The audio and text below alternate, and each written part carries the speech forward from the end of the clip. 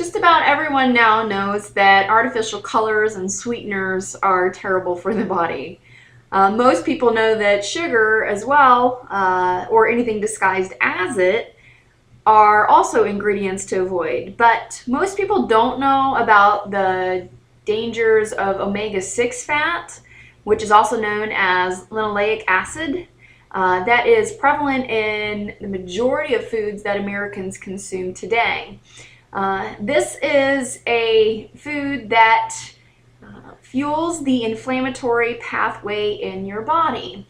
So if you want high amounts of inflammation, which I don't know anybody that does, but unfortunately most people are in high amounts of inflammation or have high amounts of inflammation in their bodies because of what they're eating, and a lot of it has to do with the linoleic acid or omega-6 acid. So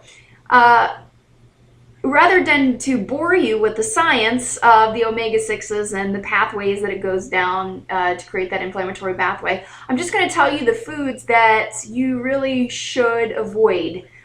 Sources of linoleic acid are foods such as sunflower oil, soy oil, corn, grapeseed, peanut, safflower oil.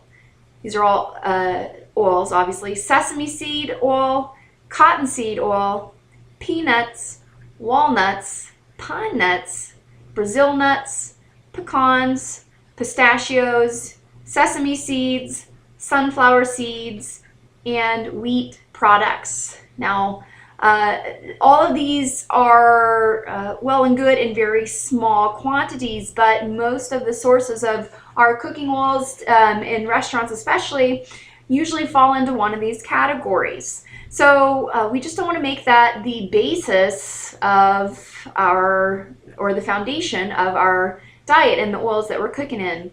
Nuts have very good properties to them. You just don't want to have a diet that is only pistachios or only pecans, okay? Nuts in general. So some nuts are okay on occasion and in moderation, but you really never ever want to, you want to stay away from those oils as much as possible. Really should be cooking with coconut oil, grass-fed, butter or animal fats, certain purified palm oils, and that's really the extent of it. Coconut or olive oil is also good, but it doesn't have a high heat index, so olive oil is best on a salad dressing type of way to eat it, or in a mix, not really heated up. Okay, so we also want to make sure that we can take some preventative measures against inflammation, which you're doing first and foremost by getting adjusted. When you get adjusted, that shuts down that inflammatory pathway, and that's one of the best ways to ensure that your body has the best opportunity to heal.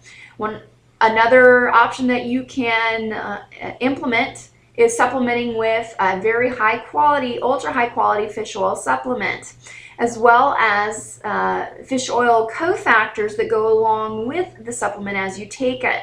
This is very important. Omega-3 fatty acids are the anti-inflammatory, so they also shut down that inflammatory pathway, but you need to make sure that you are taking them in conjunction with what are called cofactors to help you to absorb the omega-3 in its isolated state. So very, very important. If you have questions about that, please speak to me. If you're looking for sources, I can provide that as well. I have several patients here at the office that are taking the very fish oils that my family and I also take. Okay, so another source of omega-3 is grass-fed meats. So very, very important. Yes, you have to search a little bit more. You might have to pay a little bit more as well. But when it comes to your health, it's very well worth it, because when a person loses their health, then they spend everything that they have to regain it. So don't be on that end. Be on the preventative end, that you never have to lose your health to begin with, and you can live a life in victory.